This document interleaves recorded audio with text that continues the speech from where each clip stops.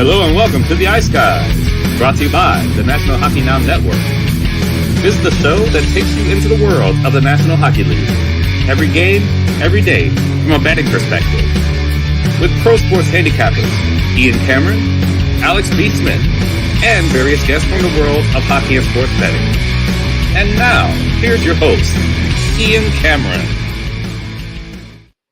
Welcome to the Ice Guys, presented by National Hockey Now, Monday, February 27th. Ian Cameron and Alex B. Smith with you as the countdown approaches for the trade deadline on Friday at 3 p.m. Eastern Time. We're only days away. The week of the trade deadline has arrived, but that has not stopped the action from taking place here in the days leading up to the trade deadline. And the running gag every year and joke is all these trades get done before the deadline, and then these numbnuts on TSN and Sportsnet every year have nothing to talk about when they do their 8-hour marathon trade deadline show the day of the trade deadline, which will be Friday, of course. So that's the hilarious part. You're seeing deals being done left and right here over the last 24 to 48 hours, and certainly we saw a very big flurry of activity pick up just the last couple of days. Of course, we got to start with the big trade that was done yesterday. Of course, Timo Meier, heavily linked for several weeks with the New Jersey Devils. And finally, that deal gets done. He is sent to the New Jersey Devils from the San Jose Sharks. New Jersey, they parted ways with Fabian Zetterlund, but to be honest with you, he had fallen out of favor with the Devils. He's had a pretty tough season. Overall, I think they expected a lot more from him. So I think it's just one of those, hey, we got to give them a pretty good prospect. And he still could be a very good player, Zetterlund, in the deal. And they figured, you know what, a guy that's kind of struggled here in New Jersey this season. And maybe we can put him in the deal. Maybe getting out to San Jose will be a good fit for him. Chance to hit the reset button, change of scenery. Definitely a trade that we figured was going to go down at some point. And look, the New Jersey Devils know what's going on. If they want to hope to contend with the likes of, Boston, Carolina, the New York Rangers improved themselves big time getting Tarasenko. We think they're about to land Patrick Kane at some point, just a question of when, not if. They see what Toronto is doing, and we'll get to Toronto in a minute. They made another, and Tampa for that matter, and Tampa Bay making a deal yesterday as well. New Jersey's got to move as well. Like it's become, as I said on Twitter, an arms race in the Eastern Conference. And there is no doubt in my mind now at this point, the more entertaining, deeper playoff bracket is going to be in the East this year. And we haven't been able to say that in years. For years, it's been the Western Conference has had the teams that from top to bottom look like the better group. I don't think you can say that anymore this year. This Eastern Conference is going to be special. This is going to be one hell of a Stanley Cup playoffs in the Eastern Conference, and certainly with New Jersey. When you can they're thinking now of putting Timo Meier on the top line for the New Jersey Devils right away when he gets there, and just the possibilities that could arrive. Like right now, it's listed that Timo Meier for the New Jersey Devils could play with Hischier and Mercer, Hughes with Bratt and Sharon Govich. And not to mention Andre Palat can slide into a top six forward role at any moment, even though right now he's on the third line. And, of course, he's got cup-winning experience from Tampa Bay. Like, that is an unbelievable forward group that the New Jersey Devils now have with the addition of Timo Meier. There's no question about that. I still question their D a little bit. Dougie Hamilton's had a great year. Siegenthaler's capable, but then you wonder, is the likes of, the veteran Brendan Smith. They got Scott Harrington, by the way, from San Jose in that deal, but he's played more in the minors than at the NHL level. I still question their defensive depth. And look, it's fair to, question their goaltending because none of these guys have done shit in the playoffs. Vitek Vanacek, forget Blackwood. I don't think he's all that great. And Akira Schmid. So definitely New Jersey has improved themselves a lot. But to me, they've still got to look at some D help. No question about that. I think they need a good stay-at-home defenseman, the Devils. They need to add something like that before Friday. We'll see if they do. Tampa Bay, look, Tanner Jeannot's an excellent player in terms of what he can bring to a team at playoff time. Defensive conscience, can chip in offensively, although he's not having a great offensive season this year with Nashville compared to last year. Physical, he's in terms of hits, this guy is capable of like 7 or 8 hits in one hockey game. That is the kind of the brand of hockey he brings. and it's the kind of brand of hockey that you need at playoff time. Drops the gloves. He won't hesitate to do that on occasion. But my gosh, you talk about paying a premium. The Tampa Bay Lightning sure as fuck did that. My gosh, they gave up a shit ton to get Tanner Jeannot yesterday from the Nashville Predators. Now, look, he's going to fit in nicely. They need a little bit more punch in the third and the fourth line. He'll give them that. But my goodness, they gave up a lot of draft capital. And to me, this is one of those moves where it better result in a long playoff run and a chance at another Stanley Cup for Tampa Bay for what they paid to get Tanner Jeannot. And we'll see if it works out. But, man, they gave up a lot in terms of getting him on the Tampa Bay Lightning. Toronto, just before the show started today, made news trading with Alex's Chicago Blackhawks, bringing in Jake McCabe and Sam Lafferty. And obviously, Alex has seen those two players a lot the last couple of years in Chicago. And look, you know what you get with Jake McCabe. You get sandpaper, you get physicality, you get good in his own end.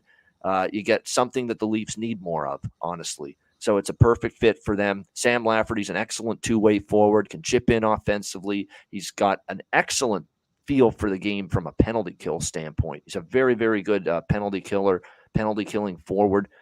Definitely all the elements of, hey, you need these intangibles, these nuts and bolts type of players at Stanley Cup playoff time to make a deep run. For as much as you know, Tampa's got their Stamkos and Kucherov and Point, and Toronto's got Marner and Matthews and Nylander. You need your Jake McCabe's, your stay-at-home defensive-minded physical defensemen that are going to knock someone on their can, which he'll do repeatedly. You need a Sam Lafferty that's a great two-way forward at both ends of the ice. Those are the kind of players that you need just as much to help you at playoff time as you need your skill players and your superstars. So it's a nice trade here for the Toronto Maple Leafs. They responded to what Tampa did yesterday with Jeannot. So like I say, it's an arms race right now in the Eastern Conference, and it's heating up. And I haven't even gotten yet to the big, news yesterday as well. David Poile retiring from the Nashville Predators as their president of hockey ops and GM. And of all people, Barry Trotz taking over as president of hockey ops and GM. And he was on an interview just recently saying, I wouldn't mind, a little something different when I get back into hockey. Well, no shit. He sure as fuck wasn't kidding, was he? Holy man, this is different. This ain't coaching anymore. You got to build a team. And what's nice about Barry's situation, Nashville's tearing this thing down. We're finding that out right now. They're rebuilding, and Barry Trotz is going to have the opportunity from the ground floor to build this franchise back up again, the Nashville Predators. It's going to be on his plate now moving forward to build Nashville over the next few years back into a contending team and into a better team and build through the draft, build through the prospect system. He's going to have a chance to do it.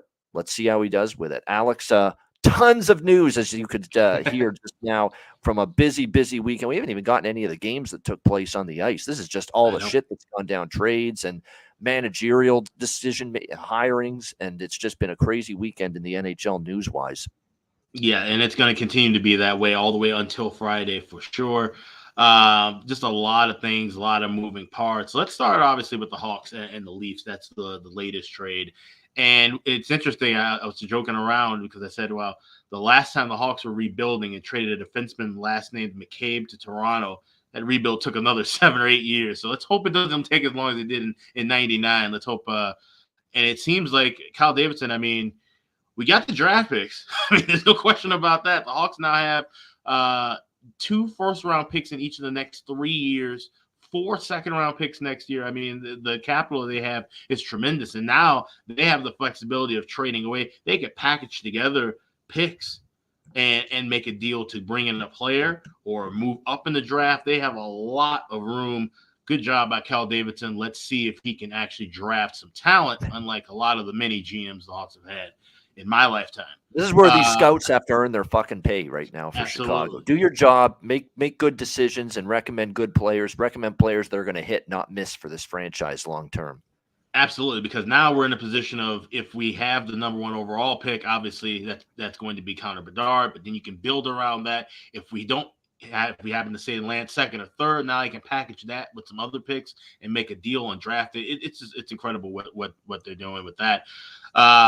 You mentioned the Nashville news, which I think is really huge. Obviously, Poile making one more Leafs final deadline time splash trade, getting some picks from Tampa Bay, like I said, moving Tanner Jeannot, setting things up for what should be really nice for Barry Trotz when he comes in this summer and moving forward. And obviously the complexity and mantra of that team's going to change a lot. We're definitely going to see a more Barry Trotz style Nashville again, which means we're going to see defense, probably going to see a change in coaching, probably going to see a change in goaltenders. A whole philosophy change is going to be coming from Nashville. So it'll be interesting to see, because we've seen them kind of falter on the back end now. Obviously, guys who are better defenders and looking at UC Saros, those guys are really going to be up on their game, I think, because they know what kind of, or at least they're going to know in due time, what kind of a GM Trotz is. And if it's anything like he is with a head coach, those guys putting together big numbers in the second half of the season, whether it means they get to the playoffs or not, is going to be crucial for them if they're sticking around in the Music City. So that's something to keep a note of with Nashville. Just looking at some of the other deals, the Timo Meier deal to New Jersey is massive, in my opinion.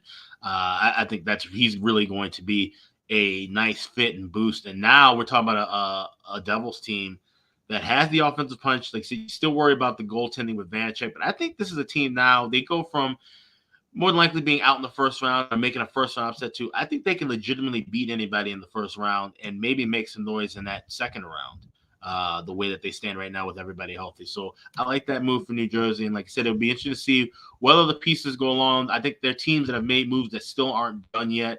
Obviously, the Hawks, like I said, with, trying to get the logistics together of whether Patrick Kane is going to the Rangers, who's coming back in that deal, those things.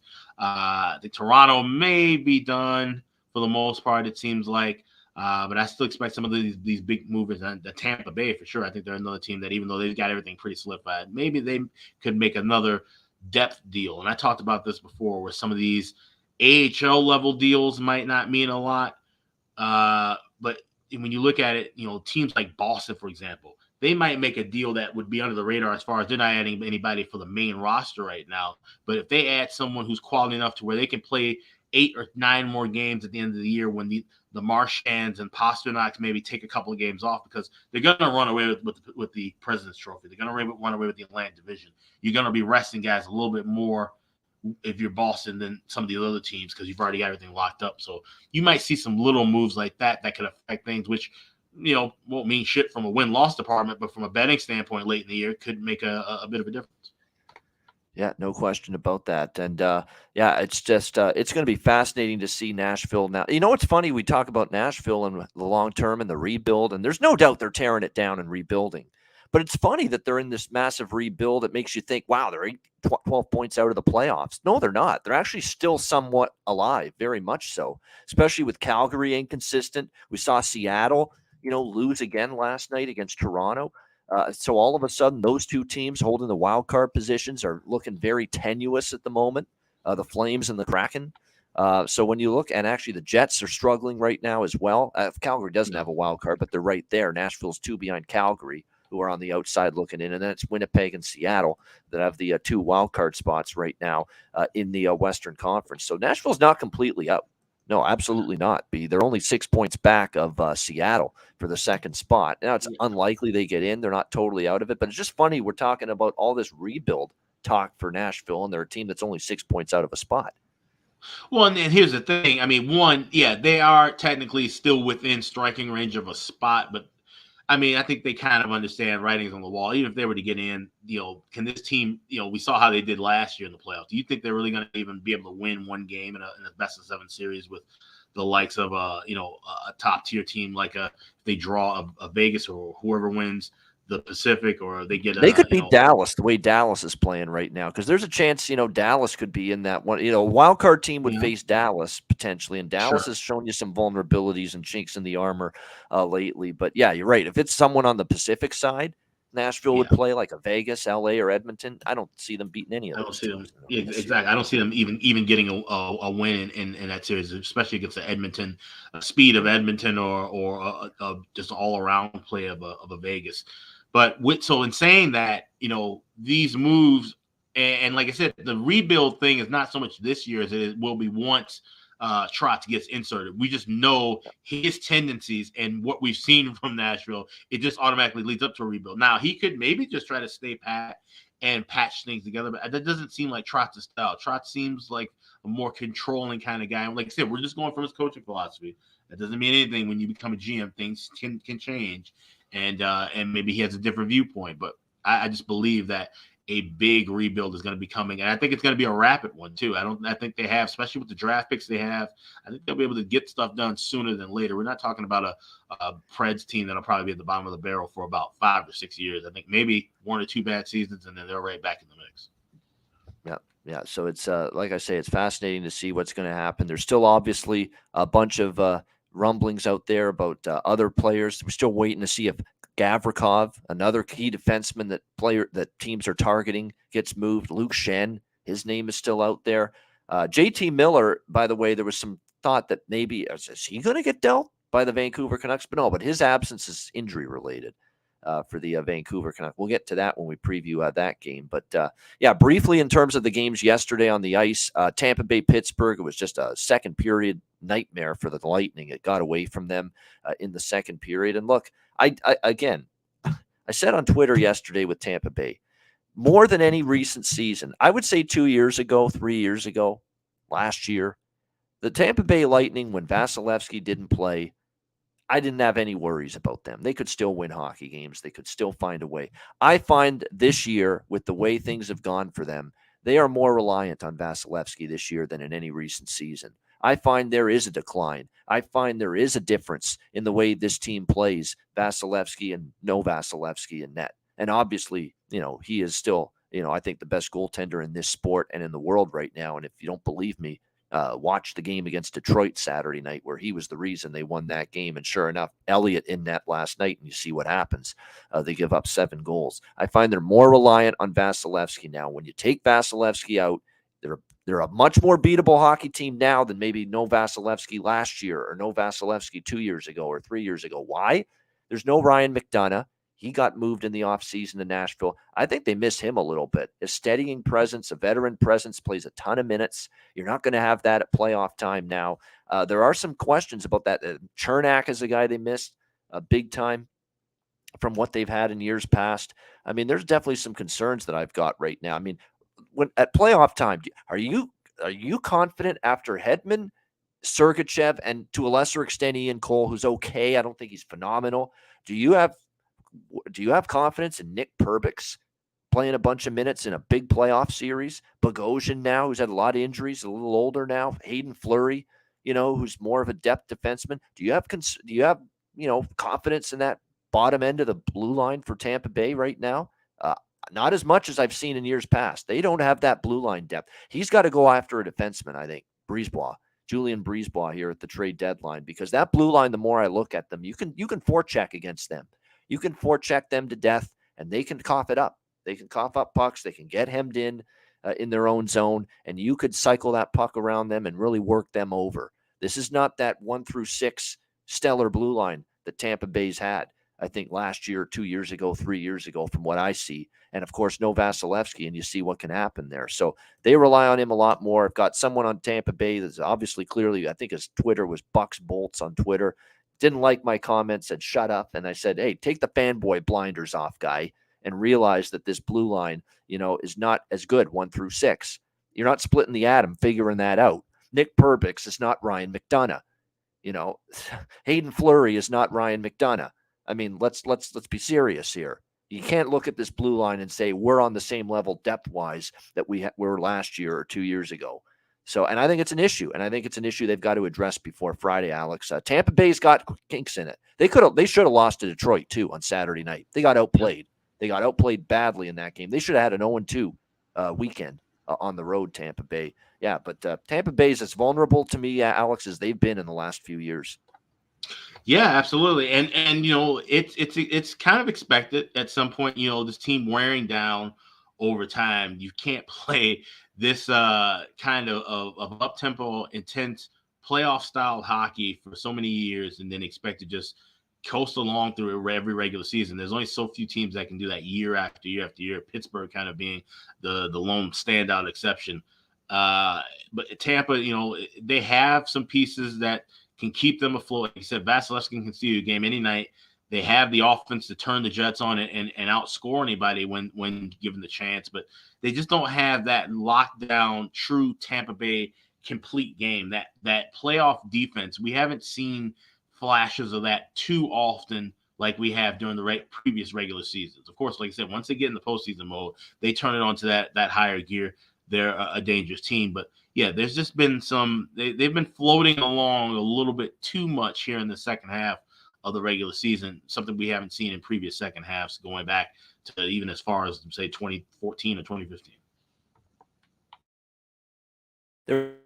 There was one player for Tampa Bay that played well last night. It was Braden Point. But Braden Point plays well most games. Like I say, Tampa Bay's got it. That being said, they do return home and they face the Florida Panthers tomorrow night. And if any opponent is going to bring out the best in them, it's Florida. It's a rivalry type of situation like that. So that'll be a fascinating game to watch tomorrow night to see what response we get from Tampa Bay after that destruction last night in Pittsburgh. And it's a great game to watch because we'll be able to watch it together on our next Ice Guys live betcast tomorrow night. We're looking forward to it. 7 p.m. Eastern time. Make sure you join us for the betcast tomorrow night, Tuesday, February 28th. Live betting and commentary, as always, with the two of us, Ian and Alex. And, of course, anybody that wants to join us, email bobano350@gmail.com or DM me on Twitter @Bobano, and we'll make sure we send you the link for the betcast before it gets underway. That's tomorrow night, Tuesday night, 7 p.m. Eastern time. Drinking encouraged, of course. Looking forward to another live betcast tomorrow night on Tuesday for a pretty good card in NHL action tomorrow. This card's a little smaller in comparison for this Monday night, but still some decent games on this 5-game NHL slate, and we will begin in Canada's nation's capital with the Detroit Red Wings and the Ottawa Senators. Ottawa -130, home favorites, 6.5 the total. In this one, the Ottawa Senators, a split over the weekend. They got shut out by the Carolina Hurricanes 4-0, but bounced back on Saturday night for a 5-2 victory over the Montreal Canadiens. See if they can keep that streak rolling tonight here against Detroit. It certainly will not be easy with the way the Red Wings have been playing.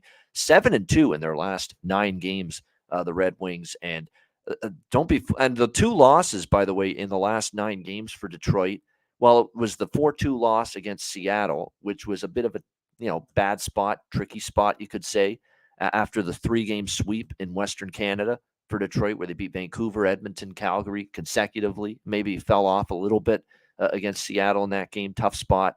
Final game of the Western swing of that road trip. But then they bounced back. They won against Washington 3-1.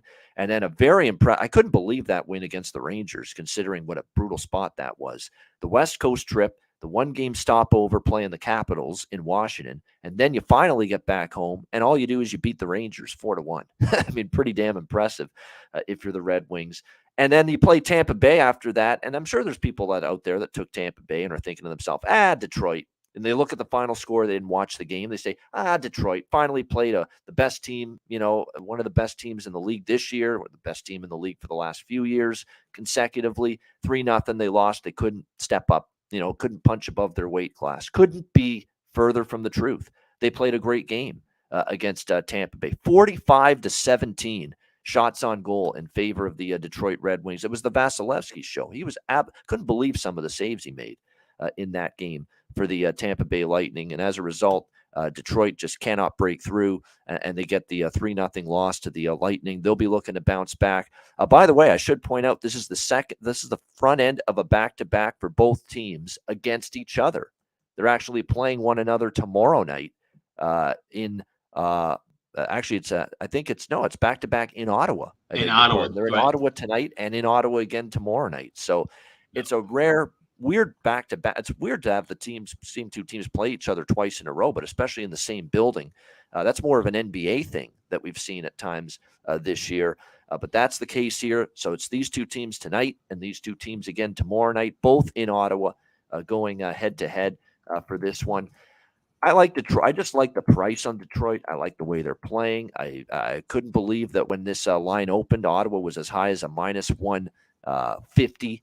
A home favorite. I actually jumped on this line right away at +130 with Detroit. It's come down all the way to 115, 110 And I agree. It was just Ottawa was too big of a favorite in that opening line, as far as I'm concerned. Hellberg, by the way, in net for Detroit for this game. They're going to give Ville Husso a rest because it's a back-to-back. So you figured both teams are going to have one goalie in tonight and their other goalie in tomorrow night. That's what you would assume.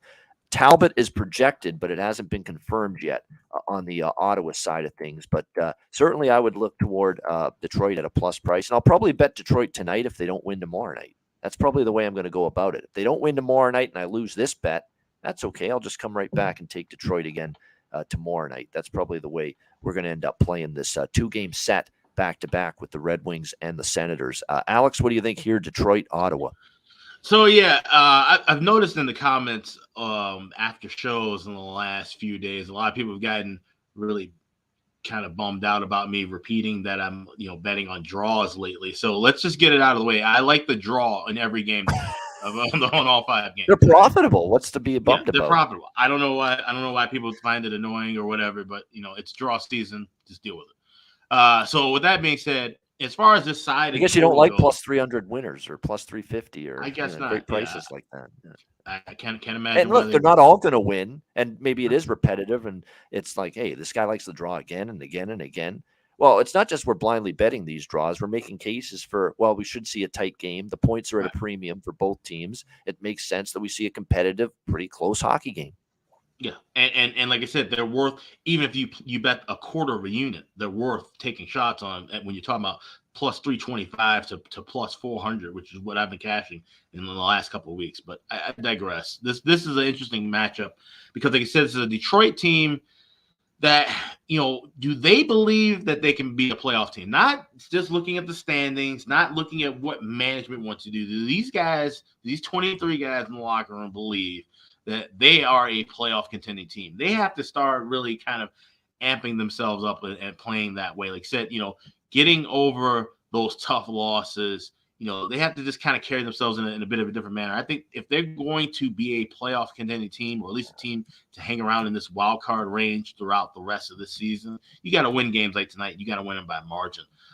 So I would lean toward Detroit here, but this is a stronger draw play that I like. I think this could be a tighter battle, mainly because, like I said, Ottawa, have played Detroit pretty tough. And I also wonder if it is Talbot getting back in net, which we haven't yet to see. I just wonder, where his frame of range could be. I think he's one of those guys who could let up some goals early, but then get back into frame as the game goes on. Magnus Hellberg's a guy who, it's funny, I did a show earlier talking about, he's played well. He's been a serviceable backup, serviceably been better than Ned. It seemed like we forgot about him down in Grand Rapids.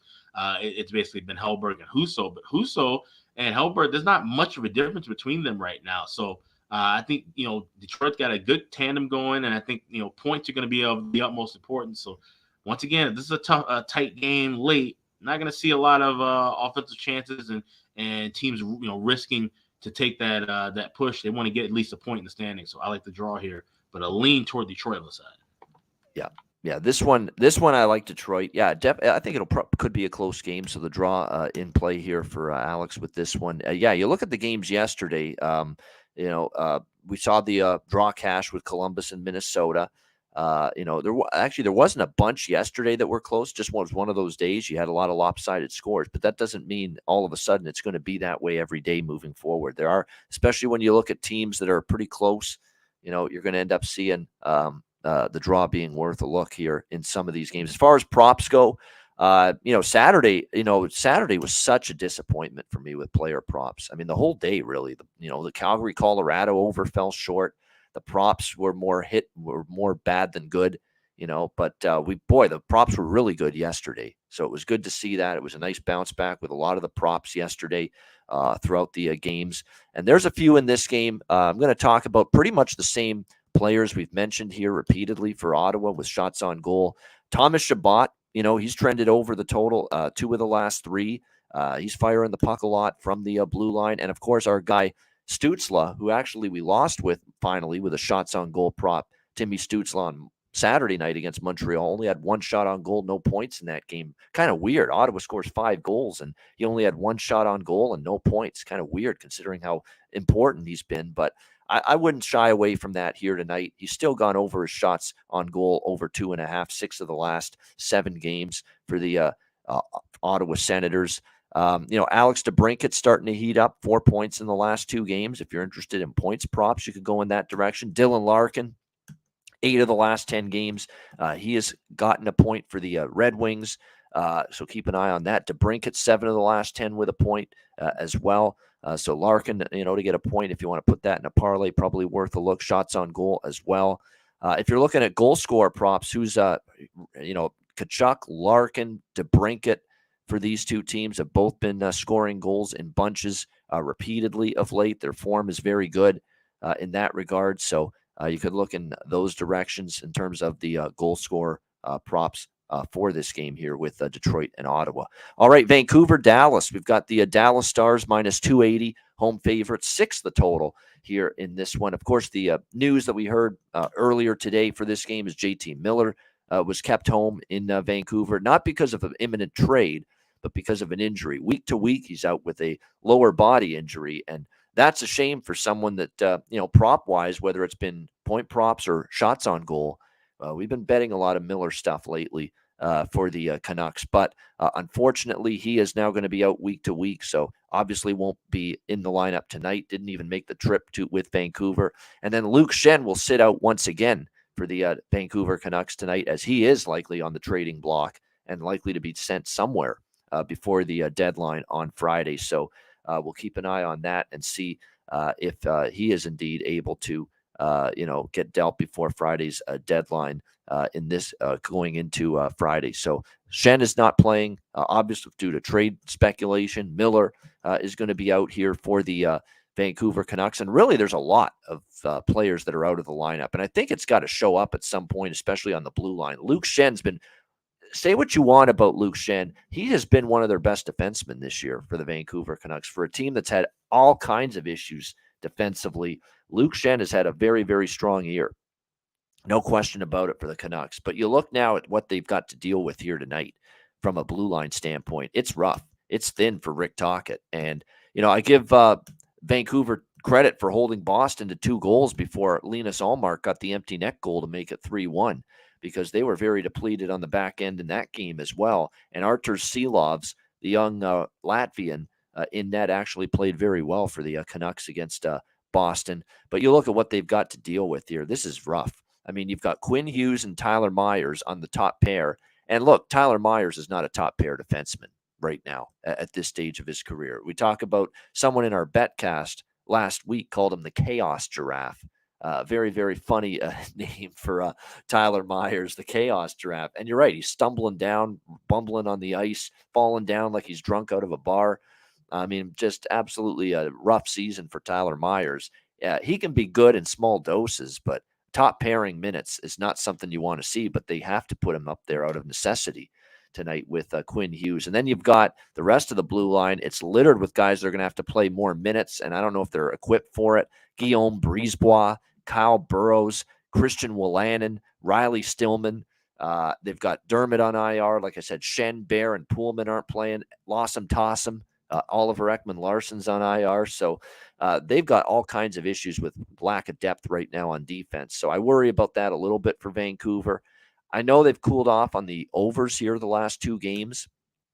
Vancouver, where the last 2 games have gone under the Boston game. But again, Bruins are capable of playing pretty solid defense and capable of going under. And then, of course, the St. Louis game for Vancouver last week also stayed under. But for the first time in, I can't even remember how long, we've got a Vancouver game at a 6 total instead of 6.5. So I got to lean over at this number, especially with all the injuries we're seeing on the Vancouver blue line right now. So that would be the leaner. I mean, what do we do? What do we do with Dallas here, Alex? This is a team that I know they beat Vegas in a shootout on Saturday 3-2, but none of these wins are coming easily. You would think they're able to beat Vancouver in this absolutely riddled blue line with absences and injuries and holdouts and all this stuff going on. I mean, this is not an NHL blue line that Vancouver's putting on the ice tonight.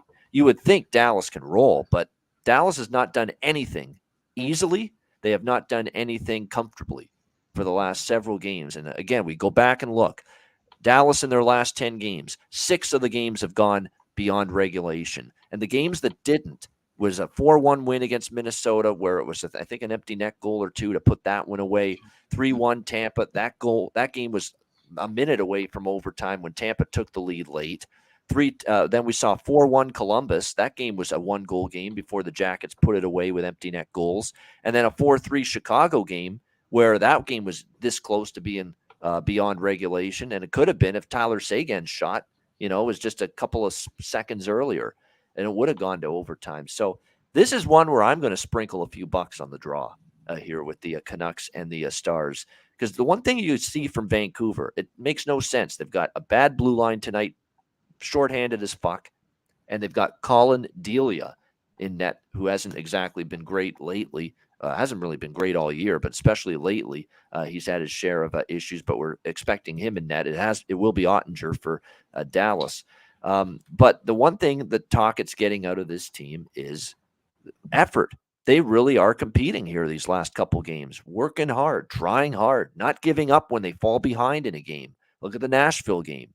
Look at the St. Louis game last week. They came back and they forced overtime with Nashville. They came back and they beat St. Louis. And that's the other part of this equation, Alex. We're talking about Dallas's trends to the going past regulation. How about Vancouver? 2 of the last 3 games for them have gone beyond regulation. So for me, I'm going to go a little bit on the over and a little bit on the draw in this one. What do you think here, Alex? Canucks Stars. Yeah, right there with you. I mean, the draw is pretty much kind of automatic with Dallas right now. We could easily, and you laid it out perfectly, we could easily be talking about a team that could be playing 10 straight overtimes. At least 9 of those last 10 could have gone into overtime. We did get, like I said, we had 4 and then 7 of the last 12. So this is a Dallas team that, like I said, nothing's coming easy, and a Vancouver team that the blue line's just atrocious. And now they're one shot from tying it up against Boston Saturday night, Vancouver. So yeah, the effort's been great. The compete is there. The compete is there, but the personnel isn't. And now when you talk about, you're missing Miller on the front end too, it has me a little worried about this over as far as the number 6. I would wait for 5.5 at plus money or even a 4.5. And I think we can get that. I think Dallas dictating the pace. They won't try and score a lot early. I saw some people mention about Stars first period puck line. I would stay away from that. I think Dallas wants to emphasize more defensive, management of the puck first, as opposed to trying to press and be on the offensive. The chances will come against Vancouver. Like I said, that blue line isn't shit. Eventually, Dallas's offense will take hold, but that doesn't mean it's going to happen early. I think we can get a 4.5, laying $1.20, $1.25, and that'll be a more comfortable spot. But I'm also going to take the draw as well. This could easily scream another 3-2, 4-3, even 5-4 kind of a Dallas game. It just depends on what kind of offense Vancouver can put up to match it. But if Dallas dictates the tempo and pace, which I predict, they won't need to score 4 or 5 goals. They can get 4 on their own. Vancouver gets 3, and that's a final that happens in overtime or a shootout. Yeah, definitely. I would say Dallas. In theory, this is a team you should be able to, with the state of the Canucks blue line tonight for this game. This is a game where Dallas could and should score 4 minimum. Delia 2 in net instead of, because Seelov's, I'll tell you what, he played well against Boston. That kid has got some ability. There's no doubt about that. But Delia is not the same, obviously. And of course, that blue line now is just very, very, very thin here tonight. So Dallas should roll up the goals. But do you trust Dallas to roll up the goals? I mean, they have not done anything easily. The bottom line, that is the case from the Dallas Stars the last several games. As far as the props go for this game here tonight, this is more of a, for me, Elias Pettersson and Beauvillier to me have been ridiculously good lately for the Canucks. So whatever way you can get involved with props involving both of these guys. I mean, Elias Pettersson has taken very, very nicely to Rick Tocchet. There's no doubt about that, because he's playing great under Tocchet. Not that he wasn't under Boudreau, but he's taken another step under Tocchet. I mean, you look at the numbers for Pettersson. How about 11 points in the last 5 games? Insane production. 3 goals, but 11 points for Elias Pettersson. Point prop and assist prop on Elias Pettersson is definitely a good bet tonight.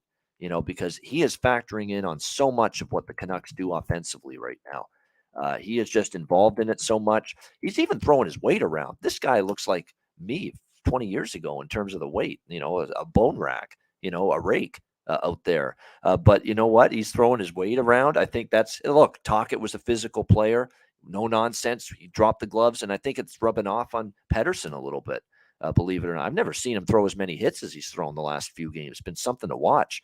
So, yeah, Elias Pettersson, you could even sprinkle on the plus 1.5 points at plus 160, because he's had multiple point games now in 3 of the last 5 games for the Vancouver Canucks. But more than anything, in terms of assist prop, minus 108 at CoolBet, minus 115, minus 120 at some other spots. That's the price on him to get an assist, and he has been the king of apples lately for the Vancouver Canucks. So no question that is something that I'll be looking at here in this game. Beauvillier clearly getting a nice restart and to his career here in Vancouver, and he is playing like it for Vancouver since he's been added to this team in the Horvat deal. He has gotten a point in 3 of the last 5 games actually 4 of the last 5 games for the Vancouver Canucks. 5 points in the last 5 games for Anthony Beauvillier. So the point prop is absolutely worth a look. You could even go an assist prop on him at plus 200 because in those 5 games where he's collected a point, you've seen a couple of them be via assist as well. So, but the point prop at minus 105 on Beauvillier is certainly a nice price and something to look at here. In Dallas, if you look at their side, because you would think offensively against this Canucks defense, they can chip in something here tonight. Wyatt Johnston has really been good lately. He's shooting the puck a lot more. He's being rewarded for it for the Stars. So a plus 300 goal prop on him is not bad. A plus 125 to get a point for Wyatt Johnston for the Dallas Stars is probably a decent option as well going into this game. It's not all been Robertson, believe it or not, lately. But, yeah, Wyatt Johnston, you look at what he's done, 2 points in the last 4 games, scored in the last game. Rope Hintz got a goal for Dallas in the last game. He's kind of streaky, where he goes 3 games without a point, but he scored against Vegas. I could see him probably chipping in tonight as well for the Dallas Stars, just because he's a streaky player. He'll have 3 or 4 without a goal or a point, and then he'll go 3 or 4 with consecutive games with a goal and with a point. So Rope Hintz might be worth a look here tonight as well. All right, Boston and Edmonton, probably the game of the night, one of the games of the night on paper. Vegas, Colorado's up there too. Boston minus 130, road favorites, 6.5 the total. How about the money coming in on Edmonton here in this game? I mean, Boston opened higher than this. We've seen some money come in on the Oilers, even though they're coming back home off a road trip, which is not always a great bet on spot. And a road trip that ended with a thud for them. They just buried themselves against Columbus, 4-0 on Saturday. You just can't dig yourself that much of a hole, and expect to climb out of it, even against Columbus. And that ended up being the case. A loss that certainly didn't sit well with them. We'll see if they bounce back here against the Bruins. I don't know. This is not a spot I'm excited about taking Boston, though. Even this looks extremely cheap. Doesn't this look so enticing, so cheap here to back Boston? But the excitement and the euphoria of the Vancouver win simply because of the moment Linus Ullmark had scoring that goal. I'm sure they had a nice little celebration after that. It doesn't happen every day that your goaltender scores a goal in the National Hockey League. Does this become a spot where Boston, after a very big night, momentous night with that happening, do they fall flat here? Do they just not play as well? That is some concern. You got Edmonton off a bad loss, returning home. So there's a lot of factors that I'm questioning on both sides. I think Edmonton brings it tonight, but they're also off a road trip. That's not a great spot. Yeah, the price is very cheap on Boston here. They are the better team, certainly the better defensive team. But after what happened with Ullmark the other night, can we trust this team for 60 minutes for focus tonight? And it's the front end of a back-to-back as well for the Bruins. And they're opting to go with Jeremy Swayman in net tonight for this game and save Ullmark for tomorrow, we presume, against Calgary. Which will be the second of the back-to-back on the road for them. And Swayman wasn't great. The whole team, though, wasn't great. You can't play it all on Swayman, the Seattle game, where it was just that crazy track meet, back-and-forth shootout that the Bruins ended up prevailing in 6-5. I think the blue line performance in front of Swayman in that game against Seattle was nowhere near what we've come to expect from the Boston Bruins, so you'd expect better in this game. So I have a real tough time with this game sidewise. I would lean over the total at 6.5 just because Edmonton's going to have to prove to me they can keep a game under. That has not happened in a very long time. They have gone over the total at a 7-1 clip in their last 8 games. And if you actually look at Boston versus Edmonton games, they've kind of trended under, but I still have really big time concerns about betting an Edmonton under right now with what I've seen out of this group. So I would definitely lean toward that over. And as far as props go in this game, there are definitely some good options. On the Edmonton side, here's some sleeper options. 2 defensemen that are all of a sudden getting in on the offense for the Oilers, Tyson Barrie and Darnell Nurse. Tyson Barrie is on a 6-game point streak for the Edmonton Oilers. Darnell Nurse is on a 4-game point streak and a 4-game consecutive assist streak as well for the Edmonton Oilers. So we're talking about players that are on streaks in terms of chipping in offense from the blue line. Nurse is only plus 120 to get a point, plus 160 to get an assist. And like I said, he's had a point and an assist in 4 straight games. Barry's had a point in 6 straight games for the Edmonton Oilers from the blue line, and he's only plus 110 to get a point tonight at DraftKings. Great prices, great value. You've got Darnell Nurse chipping in points 4 straight, Tyson Barrie 6 straight, and you can get plus money with both of these guys to get a point tonight. It's absolutely outstanding, I think, that value on that. Jake DeBrusk props because he's been shooting the puck a lot, worth a look. Point prop, goal prop, he's been feeling it for the Boston Bruins of late. Leon Draisaitl, you probably just have to bet him to score a goal at this point because he's on a 7-game goal scoring streak for the Edmonton Oilers coming into tonight. Now the problem is it's not the typical Ian Cameron bargain bin price, but still we're talking about Draisaitl goals in 7 straight games, and you can still get plus 125. A lot of books for him to find the back of the net tonight. Yeah, DeBrusk is from Edmonton. His father, Louis DeBrusk, is going to be on the call of this game on Edmonton Oilers local television tonight with always the insanely excitable Jack Michaels. Did you hear Jack Michaels, by the way, the end of the Edmonton-Columbus game on Saturday? You talk about how to pump in excitement for the end of a close game, 1-goal game with the net empty. Holy shit. Wow. That's how you do it. Holy mackerel. That's Jack Michaels, though. Alex, he gets into it. That was something, though, at the end of that Columbus game. I thought he was going to pass out in the booth. I did too. It was pretty intense. Yeah. That's how you do it, though. I love it. That's why Jack is high up on the broadcaster rankings, that if you haven't seen them yet, check it out at patreon.com/Ice Guys. But, it should be fun. Yeah, Louis DeBrusk is Jake's dad, of course. He's calling the game for television for Edmonton. So you think he'll want to play well tonight in front of Pops? I would think so. And he's going to want to play hard because, look, if he doesn't back check tonight, Louis is going to say something about it, I'm sure, on the broadcast tonight for the Oilers. Like, oh, that's a bad job by Jake there. He didn't really get back and take his man there on that Edmonton goal tonight by McDavid or whatever. So, yeah, you can't disappoint your father. So that's another reason, that Jake DeBrusk, I think, is going to have a hell of a night here for the Bruins and be all over the ice and make an impact. What do you think here, Alex? Bruins, Oilers? Yeah, I agree with you. I think Jake and company, they're going to do well. And this is a Boston team that you just can't run in front of them when they're on a hot streak like this right now. And when you look at this Edmonton spot, and it's interesting, I was looking at I like looking at the schedules and kind of looking at certain trends and patterns. This is the 4th time the 5th time, I should say, where Edmonton's had their back home off of back-to-back road games, just 2-game sets.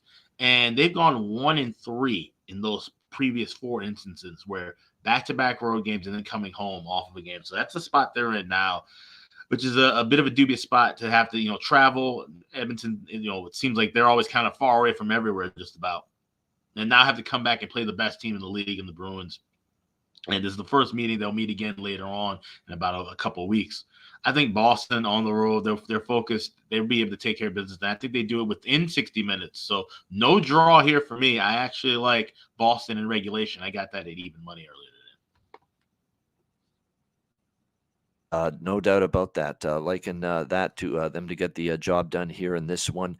There's some props too in terms of, I mentioned DeBrusk, the main Boston prop, but Pasternak here has a history, I think, of producing very well against Edmonton and also shooting the puck more. So keep an eye on that. His props might be worth a look here. I'm just looking at the data here for shots on goal. I'm pretty sure I saw that out of Pasternak. Yes, indeed. And he's got a good track record with shooting the puck a lot against Edmonton. And Edmonton does give up some shots. So definitely that could be a good look there as well. Like I say, this could be one of those games, too, where McDavid wants to make an impact. He knows how good Boston is. So, it's one of those nights, too, that especially at home ice against a good opponent. Now, the tricky part is Boston's can be very good defensively. But this might be a night for that McDavid, Draisaitl, same game parlay over 1.5 points. Because it's so many times in these, when you get them motivated and fired up for a game and an opponent, an awful loss to Columbus playing this, terrific Boston Bruins team, I think it'll bring out the best in both McDavid and Draisaitl here tonight. So the over 1.5 points parlay on both of those guys, which I've actually bet a few times and won with, getting both of those guys to 2+ points in the same game. I think that's got a potential, at least, for this game tonight. All right, good stuff. We'll be back with 2 more games left on the Monday card. 282 live viewers on YouTube right now. We appreciate it. Hit the like button. Thank you for tuning in, and also to our podcast listeners. Back with more Ice Guys right after we hear from Gramco. All right, whether you or your team's game is on the field, screen, racetrack, or the ice, Gramco is for the game. Grown by farmers who spent years developing premium hemp genetics, Gramco provides customers with consistent quality Delta 8 products ready for any occasion. Gramco currently offers numerous Delta 8 products such as vape cartridges, disposable vapes, pre-rolls, gummies, wake and bake coffee, and more. Gramco offers an enjoyable legal high delivered discreetly and directly to you, and is also available at many American retailers as well. Get the best Delta 8 cannabis products on the market shipped quickly and discreetly from Gramco. If you visit www.thegramco.com, use promo code ICEGUYS, you get 25% off of any order, and all orders on the site that are $50 and higher are shipped free with standard shipping. So live elevated with Gramco and check out their wonderful Delta 8 products today.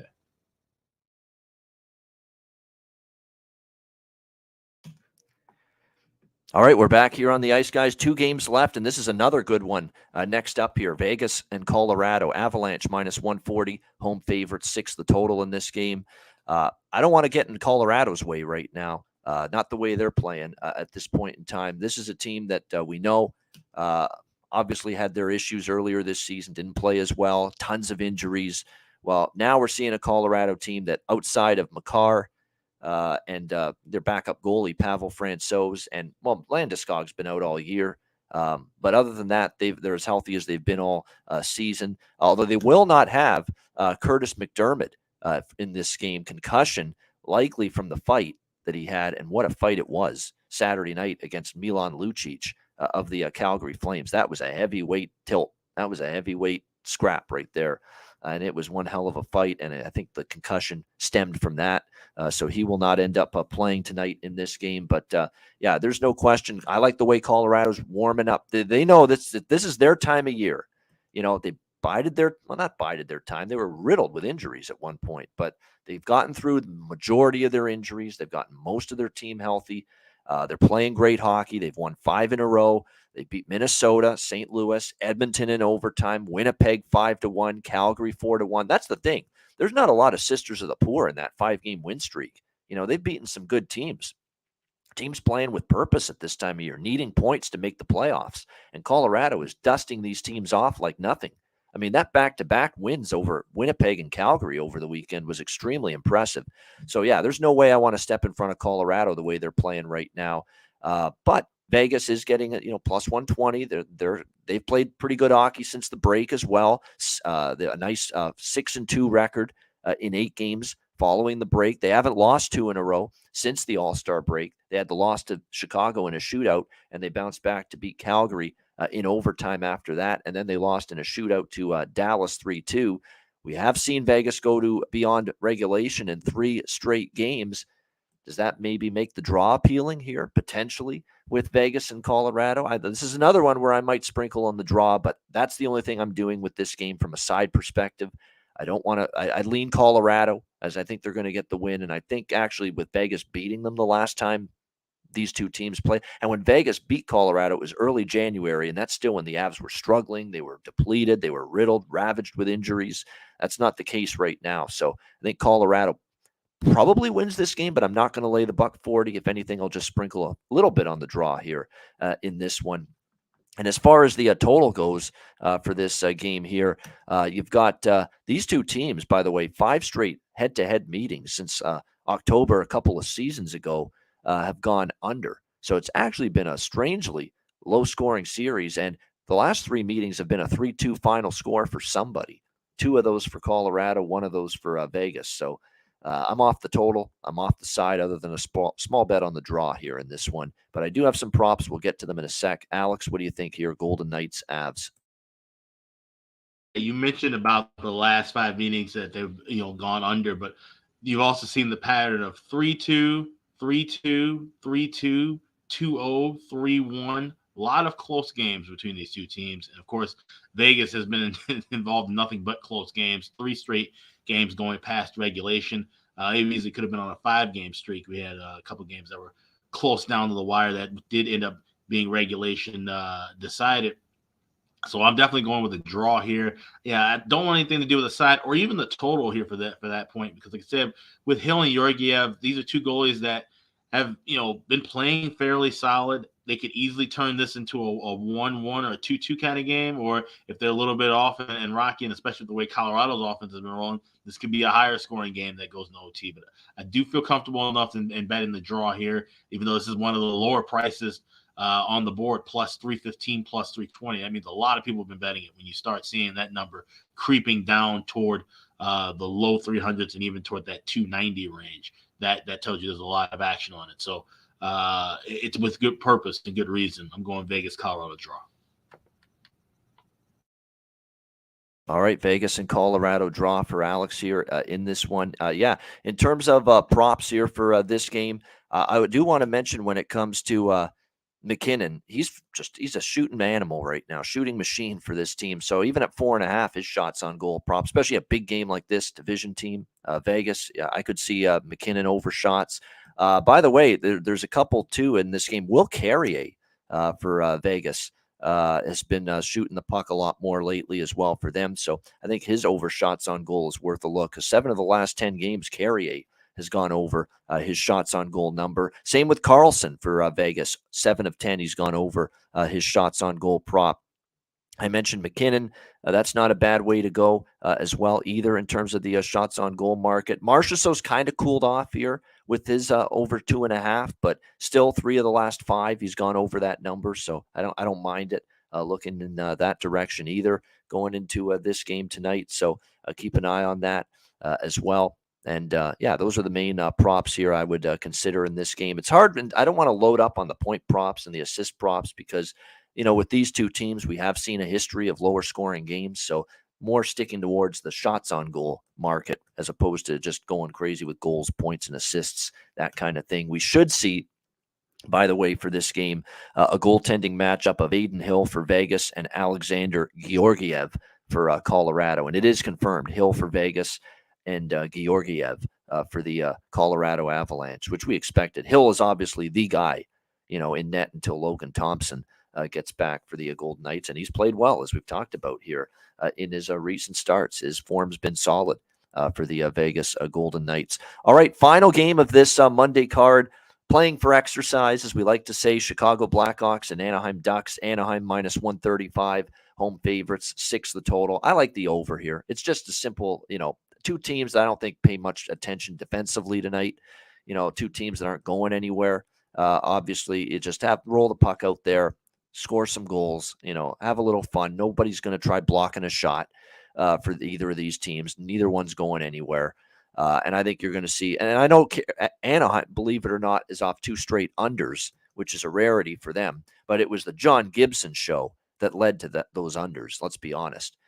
He was just absolutely ridiculous. He was unconscious in those 2 games against Washington and Carolina. Can't believe how good he was. Well, I can, because he's capable of it, but we've just seen it few and far between from John Gibson here the last couple of seasons. As far as the goaltending tonight goes, it'll be Lucas Dostal. They're obviously going to give Gibson a rest.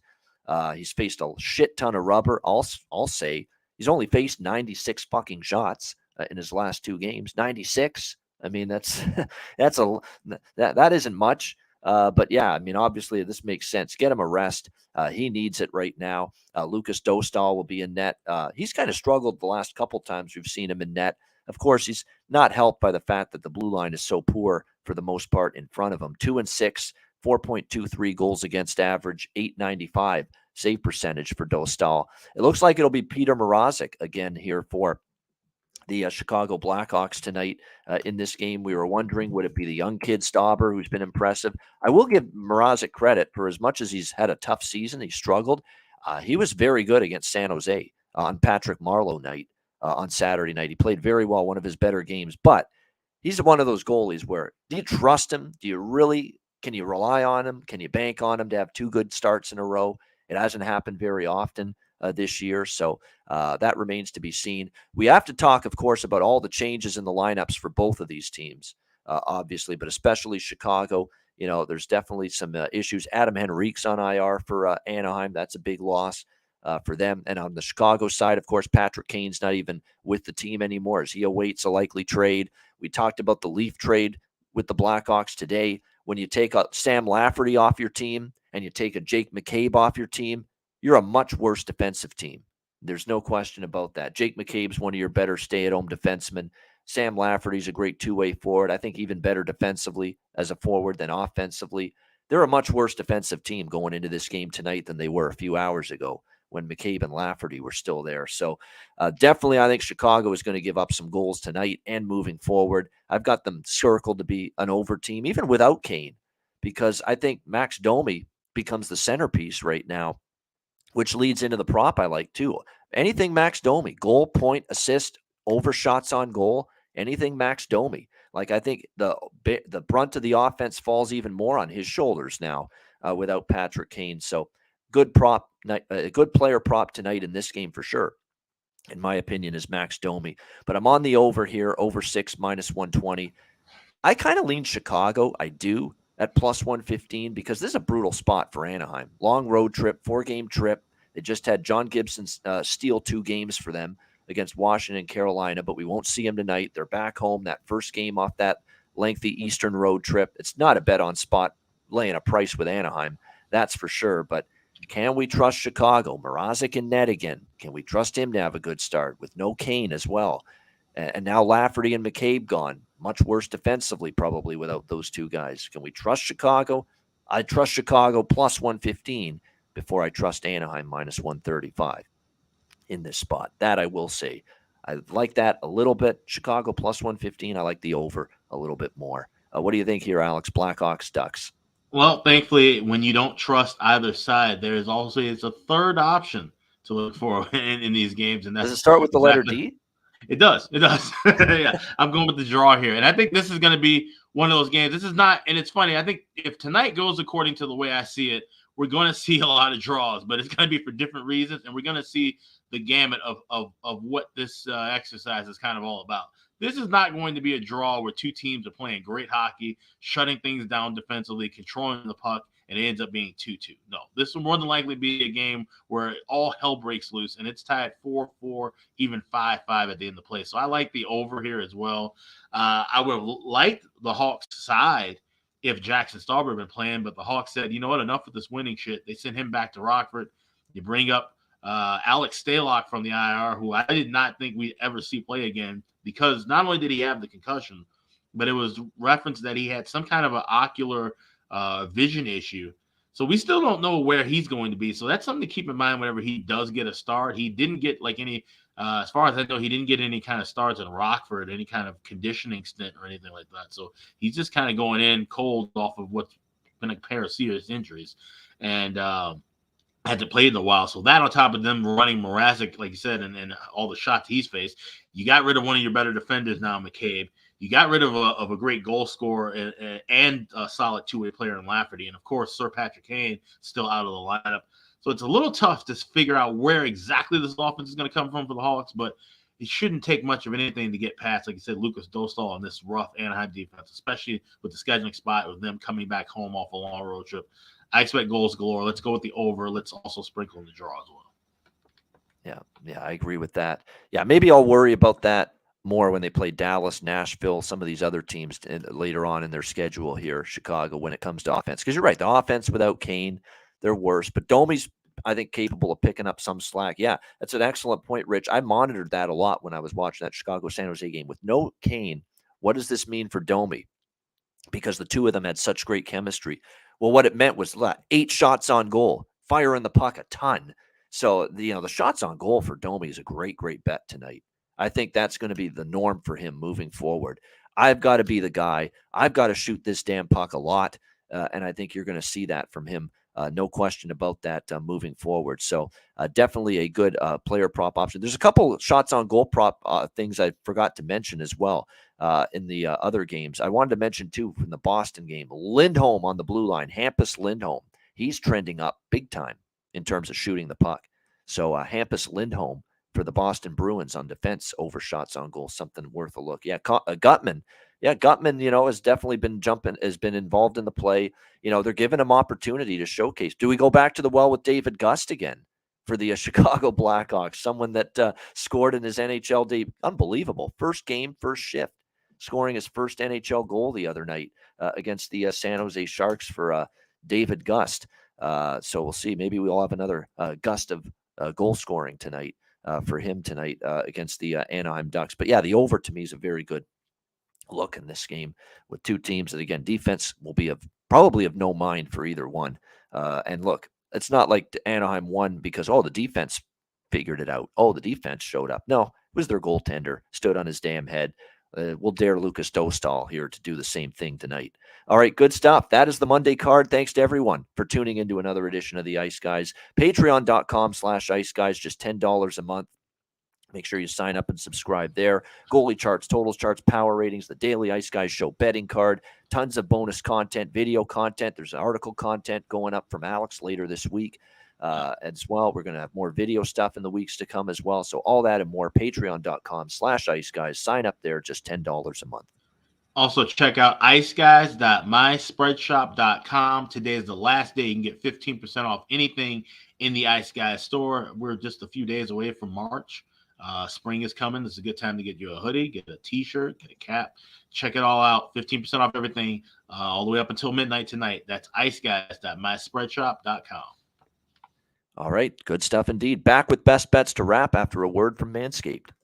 Support for the Ice Guys is brought to you by Manscaped, our good friends at Manscaped, who are the best in men's below-the-waist grooming. Their products are precision-engineered tools for your family jewels. Manscaped's Performance Package, the ultimate men's hygiene bundle. Join over 7 million men worldwide who trust Manscaped with this exclusive offer for you, courtesy of the Ice Guys.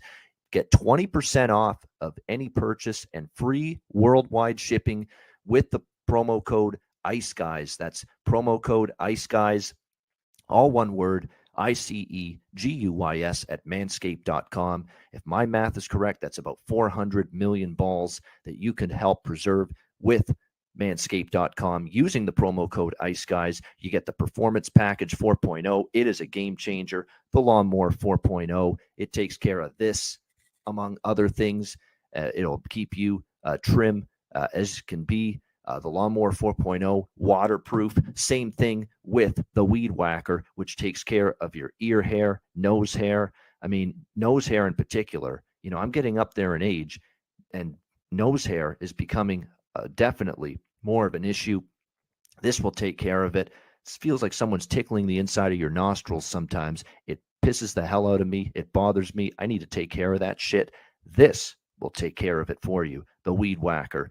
Make part of the package that you get with your Manscaped purchase and the Manscaped Performance Package 4.0. You also get the ball toner. You also get the ball deodorant. Keep you smelling good and looking good and feeling good down in the nether regions. This package is really going to make you feel good and look good and look better. Slim, trim. That's what it's all about. And manscaped.com can help you out with that. So make sure you take advantage of this. Manscaped.com. Get 20% off and free shipping with the promo code Ice Guys at manscaped.com. That's 20% off with free shipping at manscaped.com, and use the promo code Ice Guys. Unlock your confidence and always use the right tools for the job with Manscaped.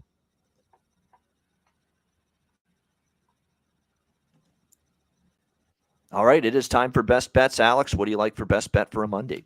All right, we're going with the one play that is not a draw. We're going with the Boston Bruins in regulation at even money. This is just a juggernaut of a team, and I think they're going to step up and show out on the road against Connor McDavid and company. This is a good spot here, I think, for Boston and a great price. Like I said, it's dropped now to the point where you could even back it in, for the full money line. But I'm just playing it safe, going even money. I think Bees get the job done in 60. Let's go Bruins regulation. That's my Monday best bet. All right, Boston in regulation, even money against Edmonton for Alex B. Smith with his best bet. Brian, just to repeat that, the website is iceguys.myspreadshop.com. So there you go. That's iceguys.myspreadshop.com. That is the Ice Guys store where you can get all that great merch that Alex mentioned just a few moments ago. All right, best bets here for me on this Monday show. We split yesterday.